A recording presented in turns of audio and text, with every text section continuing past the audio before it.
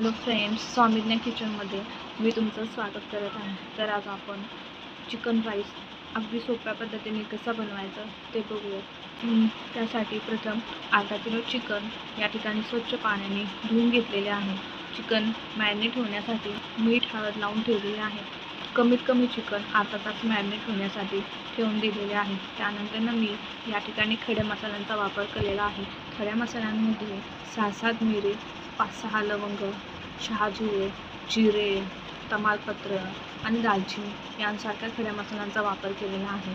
तर एक मध्यम आकाराचा टोमॅटो जो की उभा चिरून घेतलेला आहे, एक मोठ्या आकाराचा कांदा जो की उभा चिरून घेतलेला आहे, त्यानंतर थोडी कोथिंबीर, अर्धा इंच आलं आणि 7-8 लसणाच्या पाकळ्या देखील या ठिकाणी घेतलेल्या आहे आणि त्याचबरोबर एक लिंबू। प्रथम आपण कढईमध्ये खडे मसाले सगळं भाजून घेऊन त्यांची पावडर बनवून घेणार आहोत।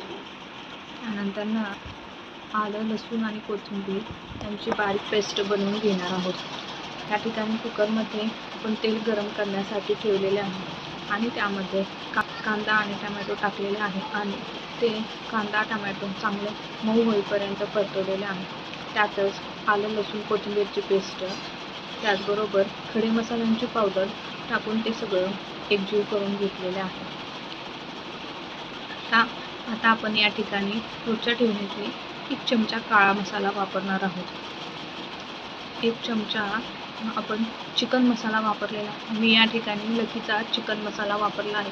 तुम्ही कोणत्याही ब्रँडचा चिकन मसाला वापरू शकता आणि अर्धा लिंबू या ठिकाणी वापरलेला आहे आणि हे सर्व मिक्स करून घेतलेले आहे, जे की तुम्हाला दिसतच आहे। हे सगळं मिक्स झाल्यानंतर त्यामध्ये अर्धा वाटी दही टाकलेले आहे आणि ते देखील व्यवस्थित मिक्स करून त्यामध्ये चिकन टाकलेले आहे। चिकन देखील व्यवस्थित मिक्स केलेले आहे, जे की आपल्याला व्हिडिओमध्ये दिसत आहे। चिकन व्यवस्थित मिक्स झाल्यानंतर त्या ठिकाणी भिजवलेले तांदूळ वापरले आहे। या ठिकाणी मी अर्धा किलो चिकन घेतलेले आहे, त्यामुळे अर्धा किलो तांदूळ घेतलेले आहे। या ठिकाणी बासमती तांदळाचा वापर केलेला आहे।